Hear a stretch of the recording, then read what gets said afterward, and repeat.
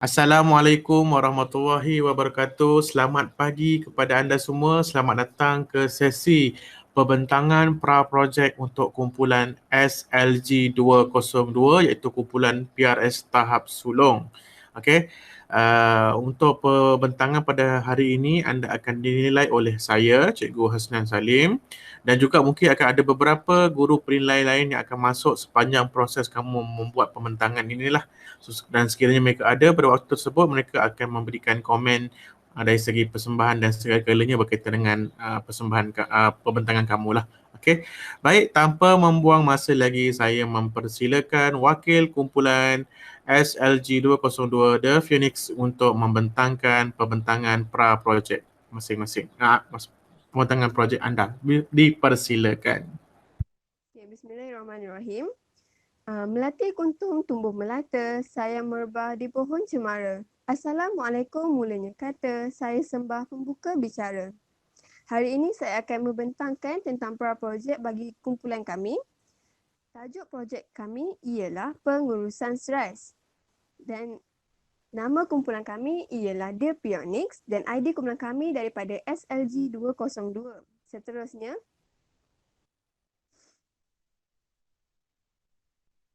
kumpulan kami terdapat 8 orang ahli yang terdiri daripada saya sendiri iaitu Nur Nazrah binti Zana Arifin, ID ahli PRS S2014 yang bersekolah di SMK Meru, tingkatan 4.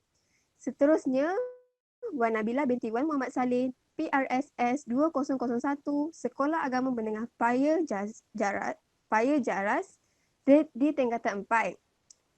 Damia Rumaisa binti Muhammad Azam, PRS S2027, Sekolah Menengah Kebangsaan Sheikh Sen 1 Bandar Kinrara di tingkatan 4.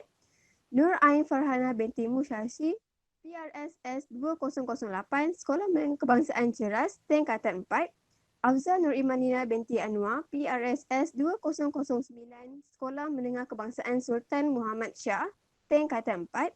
Nur Sabrina Kristina binti Muhammad Suhaimi, PRSS 2013,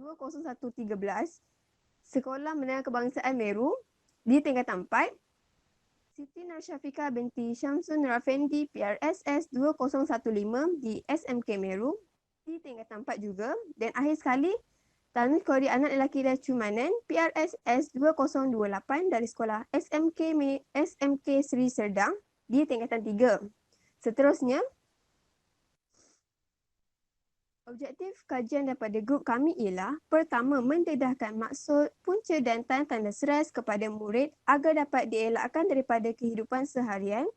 Kedua, memberi kesedaran kepada ahli pembimbing rakan sebaya dari SMK Meru, SAM Paya Jaras, SMK Seksyen 1 Bandar Kinrara, SMK Ceras, SMK Sultan Muhammad Shah dan SMK Seri Serdang tentang pentingnya stres dalam kehidupan. Ketiga, mendidik masyarakat khususnya pelajar sekolah untuk menguruskan tekanan stres dengan betul. Seterusnya, sasaran projek bagi kumpulan kami ialah pelajar yang stres kerana peperiksaan besar atau kerja sekolah yang terlalu banyak. Selain itu, ahli pembimbing rakan sebaya dari SMK Meru, SAM Paya Jaras, SMK Seksyen 1 Bandar Kinrara, SMK Ceras, SMK Sultan Muhammad Shah dan SMK Seri Serdang. Akhir sekali, individu yang terbeban dengan kerja harian dan perlu menguruskan keluarga pada masa yang sama. Seterusnya, carta organisasi kumpulan kami seperti yang berikut. Yang pertama, kami akan menerangkan tentang barisan guru penasihat bermula pada Puan Fazliana binti Basiman dari SMK Meru. Kedua, Puan Nurhaiza binti Cik Mat dari SMK Ceras. Ketiga, Puan Nurul Ashikin binti Ahmad Syukri, SMK Seksyen 1 Bandar Kinrara. Keempat, Puan Chen Chai Kun, SMK Seri Serdang. Kelima, Puan Nur Hayati binti Mat Saleh, SAM Paya Jaras. Dan akhir sekali, Puan Siti Nur Fatimah binti Abdullah daripada SMK Sultan Abdul Shah. Dan saya akan mengenal tentang carta organisasi ahli jawatankuasa bagi grup kami ialah saya sendiri iaitu ketua, Nurul Nazura binti Zainal Arifin iaitu PRSS 2014. Penolong Ketua Wan Nabila binti Wan Muhammad Saleh iaitu PRSS 2001. Setiausaha Damian Rumaisa binti Muhammad Azam PRSS 2027. Bendahari Nur Ain Farhana binti Musyasi BRSS 2008.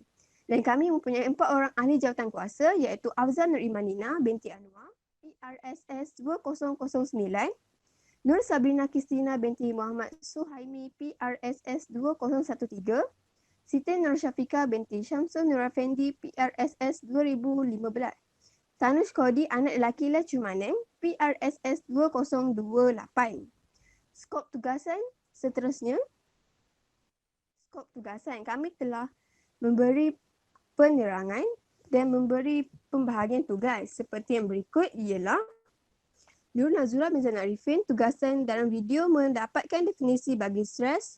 Tugasan dalam pra-perbentangan ini membuat perbentangan pra-projek. Sina binti Muhammad Suhaimi mendapatkan faktor stres dari segi akademik. Dan tugasan dalam pra-projek mengedit dan mencadangkan dekorasi bahan pra-projek. Selain itu, Siti Nur Syafika binti Samsun Nur Effendi mendapatkan faktor stres dari segi kurikulum. Bagi pra-projek ini mengumpul maklumat ahli kumpulan bagi bahan pra-projek. Afzal Nur Imanina binti Anwar mendapatkan faktor stres dari segi sahsia. Dalam pra-projek memberi dalam video dan Tanush Kodi mengumpul maklumat tokoh yang dapat menangani stres dengan baik, memberi cadangan penyusunan dan cadangan bahan pra-projek.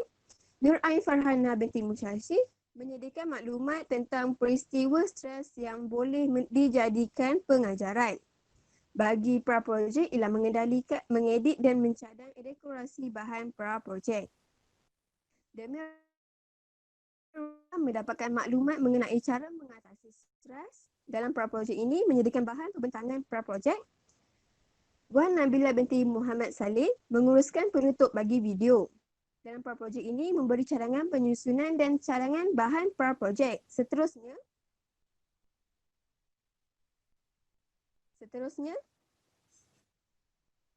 penerangan ringkas projek kami terdapat 4. Yang pertama, tajuk ini dipilih oleh kami kerana stres amat sinonim dalam kalangan masyarakat kini, khususnya murid di sekolah. Maka amatlah wajar untuk kita tahu cara menguruskan stres. Kedua, kami yakin kami boleh melaksanakan tugasan projek ini kerana pertama, sumber info yang mudah untuk dicari. Kedua, ahli kumpulan yang bertanggungjawab dalam menggalas tugasan masing-masing. Ketiga, projek kami akan dilaksanakan secara maya dalam bentuk video menggunakan kamera telefon masing-masing. Dan akhir sekali, sumber info projek akan dikumpulkan daripada pertama, unit bimbingan dan kaunseling. Kedua, majalah. Ketiga, akhbar. Keempat, rancangan bual bicara. Kelima, video daripada YouTube. Dan akhir sekali, blog kesihatan di internet. Seterusnya, perancangan kumpulan membuat video. Seperti sedia maklum, Cikgu Hasan telah memberi tempoh masa untuk membuat video. Yang pertama, kita akan mengumpulkan maklumat dan seterusnya menurunkan maklumat ke dalam bentuk skrip. Dalam masa, dua perkara itu dah mengambil masa dalam 2 ke 4 minggu. Seterusnya merakam video mengambil masa dalam 1 ke 2 minggu. Menyunting video mengambil masa 1 hingga ke 2 minggu. Dan akhir sekali menghantar hasil akhir mengambil masa 2 ke 4 minggu. Seterusnya,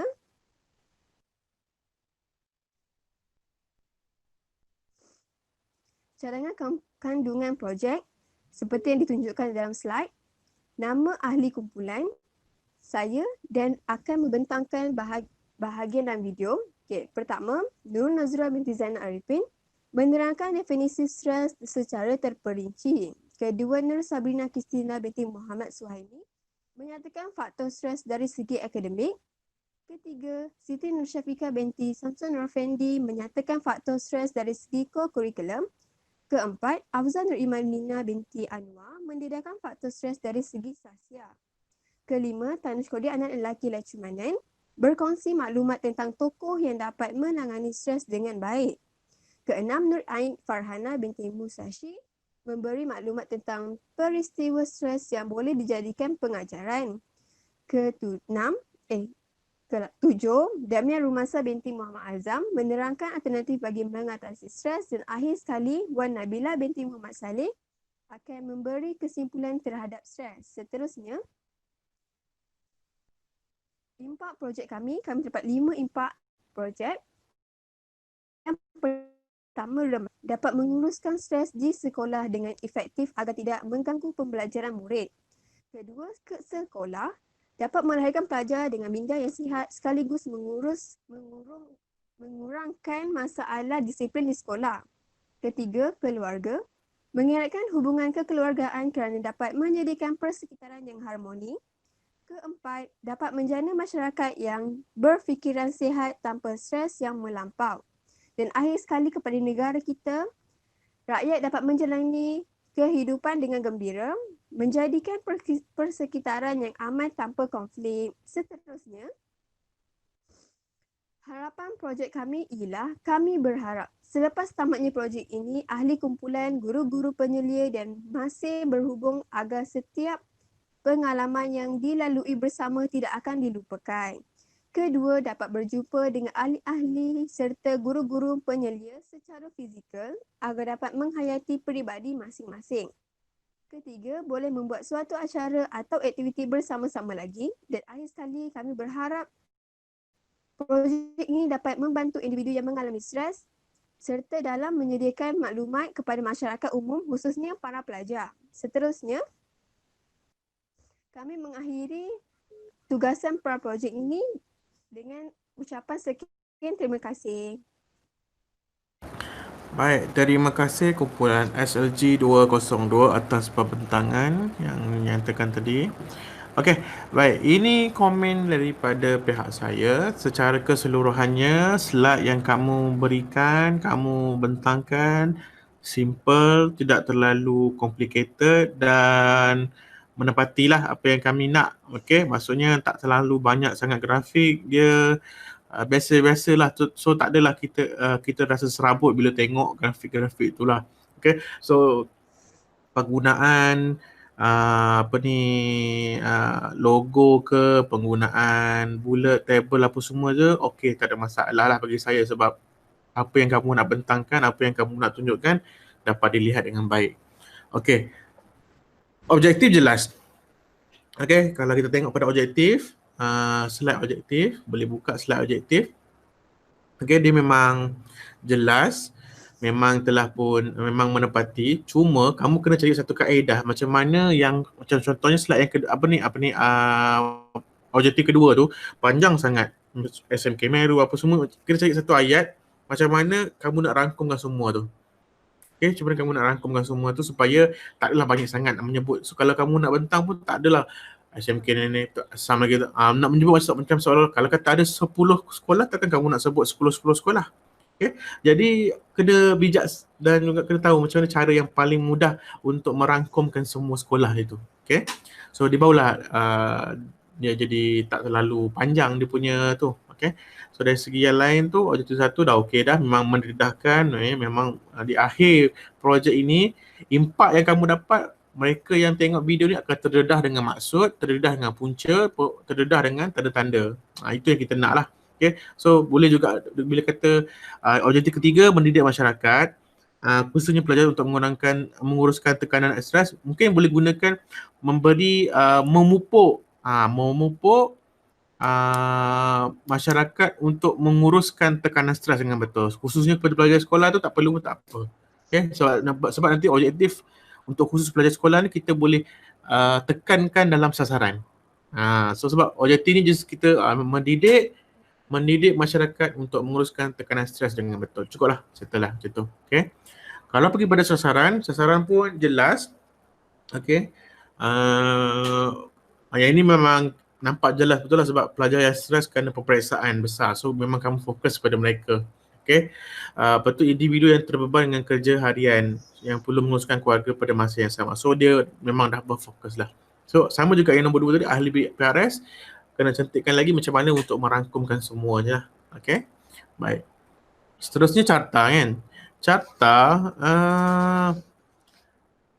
dia hierarki tu saya nampak. Cuma carta yang cantik dan sebenar, dia mesti ada gambar, jawatan dan nama. Dia macam tu. So kena check balik, tengok balik macam mana carta yang terbaik. Okay. Okay dah macam ni kamu buat. Cuma tak nampak proper. Itu je lah. Tak nampak proper kat situ. Okay. So cuba cantikkan lagi. Paling tidak pun kamu buat semua gambar kat sebelah satu side. Lepas tu nama dia, jawatan. Senang. Itu lebih proper daripada kamu buat macam ni. Okay. So adjust balik, buat yang lebih baik lagi lah untuk yang ini. Okay. Gambar guru pun kena ada juga ya. Okay, oleh kerana nak membezakan, kita ada dua lapis. Satu lapis guru penasihat. Guru penasihat, lapis yang kedua adalah AJK pelajar. Jadi perkataan puan jangan lupa. Puan ke, encik ke, kena ada. Okay, sebab kamu level yang berbeza. Bukan satu level. Kalau level yang sama, semua pelajar, ya tak apa. Okay, tapi kamu ada dua jenis kategori. Satu guru, satu lagi pelajar. Maka guru tu kena letak puan ke, cik ke, macam tu baru kita jelas. Okay. Baik. Sebab kalau orang yang mungkin tak tahu yang ini adalah sekolah, dia tahulah atas tu guru. Mungkin dia sebab ada perkataan guru penasihat yang bawah-bawah ni, mungkin guru juga, mungkin tidak. So that's why kena lebih jelas pasal benda ni. Okay. Kena baiki sikit lah carta ya. Okay. Skop tugas. Jelas juga. Saya suka dengan kumpulan ni punya cara sebab kamu bentang dan pecahkan dalam dua kategori, iaitu untuk dalam video dan juga untuk slide pra pembentangan. So lebih berfokus dan saya tahulah mana kita boleh tahu siapa yang buat kerja ni, siapa buat kerja ni, apa benda yang akan dilakukan, apa benda yang perlu ditambahbaikkan. So benda macam ni sangat saya pujilah sebab ini dia lebih jelas lagi sebenarnya. Okay. Seterusnya, okey, ringkasan. Baik, tajuk ini dipilih oleh kami kerana stres sama sinonim, okey, dengan masyarakat terkini, okey. Kenapa kamu kata sinonim dalam kalangan masyarakat kini? Apa buktinya yang ia adalah satu perkara yang sinonim dalam masyarakat? Siapa boleh jawab? Sebab kamu kata tu sinonim. So apa bukti yang mengatakan benda ni, stres ni dah sinonim dalam masyarakat? Apa bukti dia?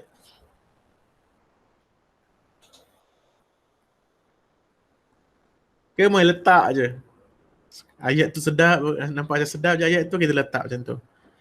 Apa bukti dia?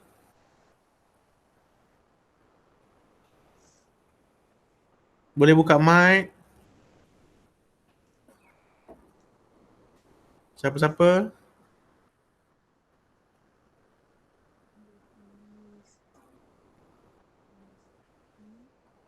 Siapa yang boleh jawab? Nak jawab sila buka mic.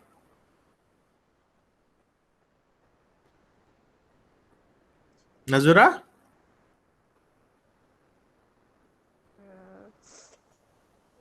Semua lapisan masyarakat mengalami stres. Dengan masyarakat sering menghadapi masalah stres.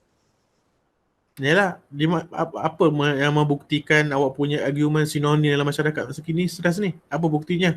Lepas tu khususnya murid di sekolah, apa buktinya? Dekat mana buktinya? Projek yang kamu buat ni mesti ada asas dia. So dekat mana asas dia?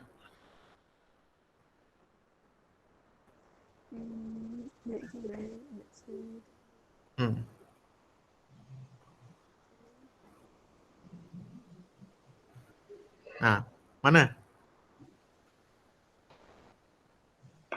Di mana? Cikgu, kalau kami dapat ni daripada Google semua tu, boleh ke? Google bukan sumber yang dipercayai. Sekarang apa sumber yang boleh, yang kukuh, yang mengatakan bahawa benda tu dah sinonim dalam masyarakat, terutamanya murid sekolah? Apa buktinya yang kamu katakan tu? Ada tak kajian? Ada tak apa benda orang kata buat soal sidik ke apa, ada tak hasil dapatan daripada kajian sesuatu benda? Ada tak? Itu yang saya Secara umumnya kita boleh lihatlah stres ni dalam kalangan setiap masyarakat, setiap lapisan masyarakat. Lagipun kalau dalam pelajar, kita boleh tengok pelajar tu dia stres untuk periksa, untuk kerja sekolah banyak, macam cikgu saya stres banyak kerja sekolah. Kemudian macam mana boleh tahu ada kajian untuk daripada unit bimbingan kaunseling, kadang-kadang ada macam peperiksaan psikometri dan sebagainya menurunkan stress level seorang murid tu. So kena jelas lah apa yang dinyatakan tu. Sebab tu saya tanya, kalau kata UBK ada buat soal sidik, so soal sidik yang macam mana? Di mana sumbernya? Itu yang saya nak. Okay? Bukan kata melalui pemerhatian saja semua orang boleh memerhatikan orang tu stres, tapi apa buktinya dia stres? Macam mana kamu boleh kata dia stres? Betul ke dia stres? Ataupun mungkin dia tak stres pun, dia okey je, cuma dia macam rasa gelisah saja ke apa benda je sebab dia stres. Sebab tu saya nak, sebab untuk kamu buat ni mesti ada dia punya, orang kata apa? Dia punya argument je. Kenapa? Apa asasnya kamu buat projek ini? Okay? Tunjuk balik slide. Okay? Okay, jadi bila kamu kata dah sinonim, so mesti ada kajian, mesti telah berlakunya kajian-kajian. So kamu kan buatlah, letak. Kami pilih tajuk stres ini kerana menurut kajian daripada apa dia, lebih kurang 30% masyarakat Malaysia mengalami masalah stres. Dan daripada 30% itu, 20% merupakan daripada pelajar sekolah. Itu yang figure yang kita nak sebenarnya. Itu maksud saya. Bukan hanya bila kita apa sinonim dalam masyarakat masa kini, khususnya murid di sekolah. Apa buktinya? Siapa yang cakap? Di mana kajiannya? Tak ada. Atau ada tapi kamu tak dapat nak cari. So benda-benda macam tu kena, sebab kenapa saya tekankan ni, sebab kamu dah level sulung. Level sulung, kalau level bongsu atau pemuda, saya bolehlah terima je apa yang kamu buat, tapi oleh kerana kamu sulung, kamu mesti sudah boleh menguasai mencari maklumat-maklumat tu dalam lebih proper. Maksudnya dengan maklumat yang lebih berjaya dibuktikan, dengan lebih baik, dengan lebih ada sumber yang boleh dipercayai dan sebagainya. Okay? So bila kamu dah dapat buktikan, bila kamu dah ada figure, contoh 60% daripada pelajar sekolah didapati adalah stres berdasarkan pada kajian ini, maka wajarlah untuk kita tahu cara menguruskan stres. Baru dapat dikukuhkan kamu punya argument tu. Faham? So nampaklah connection dia. Okay, sama juga dengan kami yakin kami boleh laksanakan projek ni kerana apa? Sumber info yang mudah untuk dicari. Kalau mudah dicari, tak semestinya info tersebut betul dan sahih. Info yang terbaik adalah ia mesti dipercayai sahih. Itu yang paling penting. Mudah dicari belum tentu dia sahih. So kena betulkan balik lah. Okay, ahli kumpulan bertanggungjawab untuk menggalas tugas masing-masing. So kenapa itu pula dijadikan sebagai kamu punya keyakinan? So kalau macam mana saya boleh yakin yang kamu boleh laksanakan tanggungjawab kamu dengan sebaik mungkin? Sebab saya pun tak kenal kamu, macam itulah kan. Okay, so cari argument yang lebih baik yang boleh support kamu punya projek ni macam tu. Okay. Okay, bentuk video menggunakan kamera telefon masing-masing. Maksudnya setiap orang akan rakam sendiri ke? Ke macam mana? Setiap orang akan rakam sendiri. Okay, dia akan rakam sendiri. Lepas tu video tu akan dihantar kepada penyunting lah. Lepas tu kamu akan gabung. Macam tu. Okay, baik. So sumber info, UBK, majalah. Kalau boleh majalah tu nyatakan majalah apa supaya kita tahulah. Sebab majalah ni banyak. Majalah hiburan pun majalah. Majalah apa? Kan. Akhbar apa? Akhbar ni macam-macam. Akhbar hiburan pun boleh dikira ke akhbar. Rancangan bual bicara, rancangan macam mana? Bagi contoh-contoh tu. Paling tidak pun satu contoh is okay. Rancangan macam mana? Video dari YouTube. apa nama channel dia, kalau supaya kita boleh tahu lah, tak adalah kamu main sembarangan je search benda-benda tu. Sebab tu saya kata kamu punya level sekarang ni kena nyatakan dengan lebih terperinci kesahihan benda tu. Blog kesihatan di internet, apa nama blog tu ataupun apa nama tu, kamu ada tak merujuk dengan personalia? Maksudnya ada doktor ke yang kamu rujuk, ada siapa-siapa ke yang kamu boleh rujuk, itu pun boleh dijadikan sebagai sumber rujukan juga. So boleh masukkan. So maknanya kalau ada personalia, kami merujuk kepada doktor ini, nama apa, dia merupakan pakar apa benda di hospital apa benda dengan pengalaman lebih kurang 20 tahun macam tu. So bila saya dengar, saya baca, oh maknanya sumber kamu memang mantap, memang kuat, memang boleh dipercayai. So barulah kita boleh laksanakan projek dengan baik. Okay, next.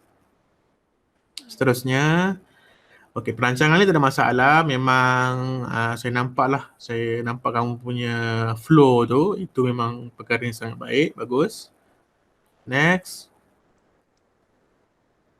Okey, cadangan kandungan ni pun bagus. Memang nampaklah setiap orang akan berperanan untuk, maksudnya inilah yang dia akan cerita dalam video masing-masing, betul? Contohnya macam Nur Ain Farhana akan menceritakan tentang peristiwa stres yang boleh jadikan sebagai pengajaran. Macam tu, betul? Betul-betul. Okey. Cuma soalan saya, berkongsi maklumat tentang tokoh yang dapat menangani stres dengan baik. Siapa tokoh yang dapat menangani stres dengan baik ni? Ada tokoh yang boleh menangani stres dengan baik? Yang tu kami ambil macam apa? Dia memberi kesan kepada seseorang. Sedangkan contohnya dia mempunyai masalah dan dapat tangani dengan baik, berita pasal dia dapat menangani stres dengan baik tu ada di internet. Mudah supaya kita boleh cari. Siapa tokoh ni? Tokohnya dah ada belum? Itu like Tanus.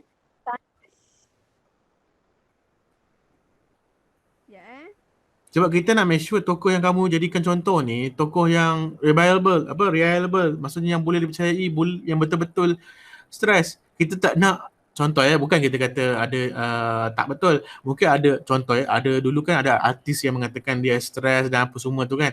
Kita boleh jadikan sebagai contoh, tapi yang kita nak lihat sebenarnya kalau contoh tu dia stres, proses yang dia lalui untuk dia kembali jadi baik balik semula.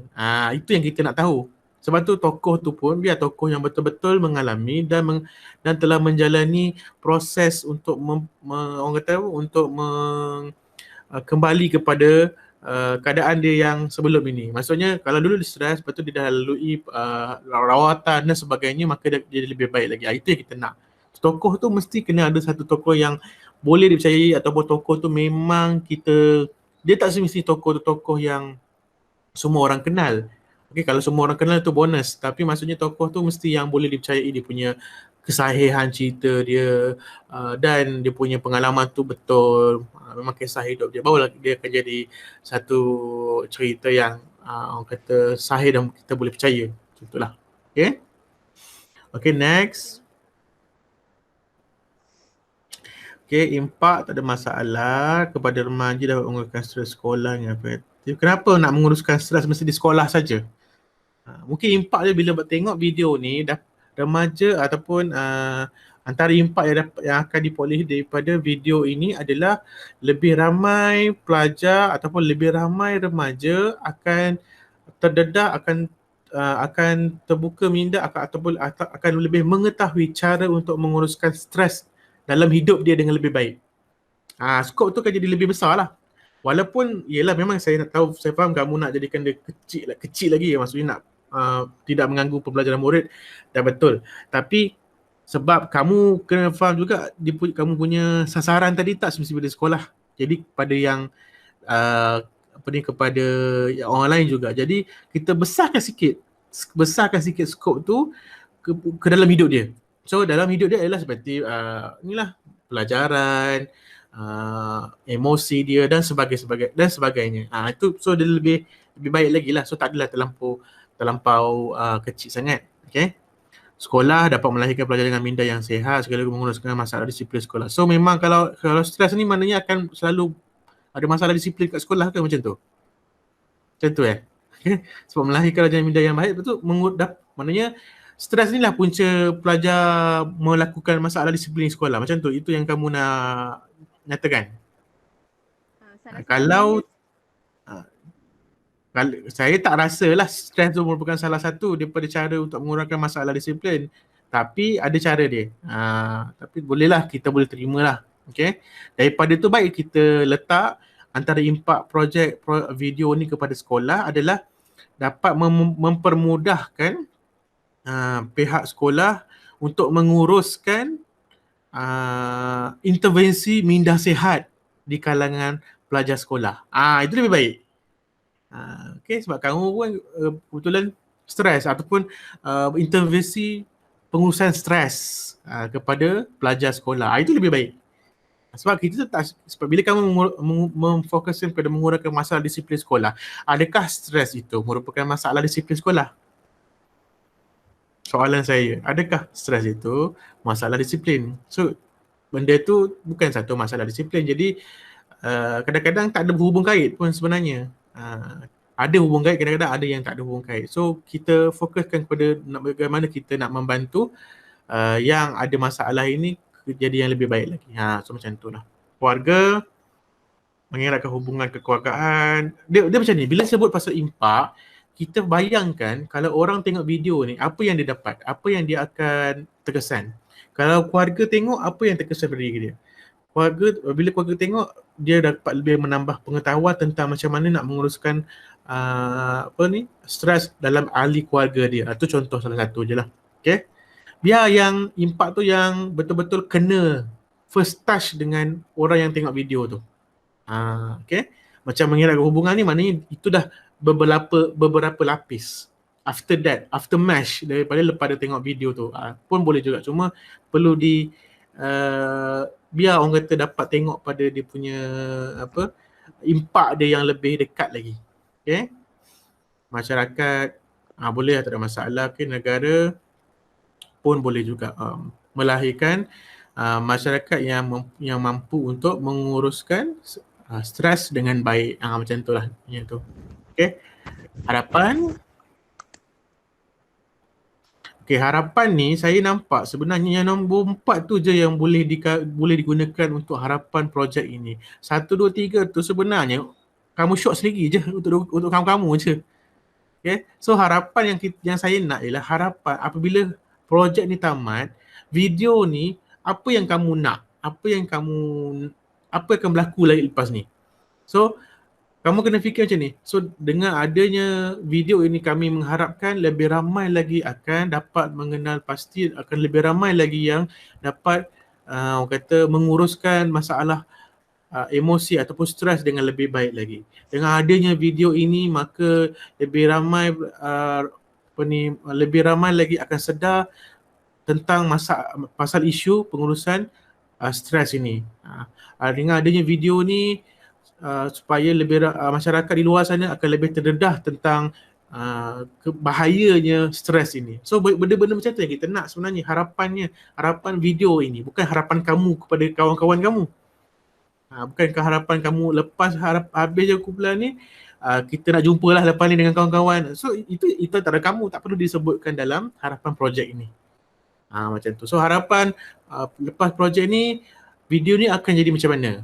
Dengan harapan lepas ni video ni akan jadi viral, masuk multi-viral contoh lah. Tapi tak adalah sampai tahap macam tu. Maksudnya macam tu lah. So kena perbaiki lagi harapan untuk projek ini. Okay? So saya rasa itu saja untuk kumpulan SLG 202, pengurusan stres, tajuk pengurusan stres. Secara overallnya saya berpuas hati dengan pembentangan yang kamu berikan. Okay. Semua perkaranya jelas. Okay. Cuma ada beberapa perkara yang kamu kena tambah baikkan. Okay. Jadi dengan ini saya boleh mencadangkan kepada panel penilai supaya projek kamu ni kita boleh luluskan. Maknanya kamu boleh teruskan untuk buat projek ini, untuk buat video ini. Tak ada masalah. Cuma perlukan sedikit pindaan yang mana kamu perlu untuk buat pindaan sedikit kepada perkara-perkara yang telah dinyatakan oleh pihak kami tadilah. Okey, oleh pihak saya. Jadi apa yang perlu diubah kamu kena ubah.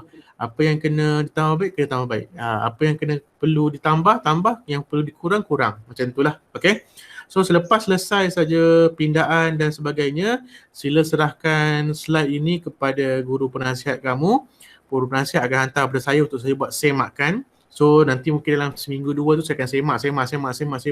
Kalau ada perkara yang salah, kamu kena betulkan balik, saya semak balik, betulkan balik, semak balik. Sampai saya puas hati, saya kata on, barulah kamu dikira sebagai berjaya untuk untuk pembentangan ini.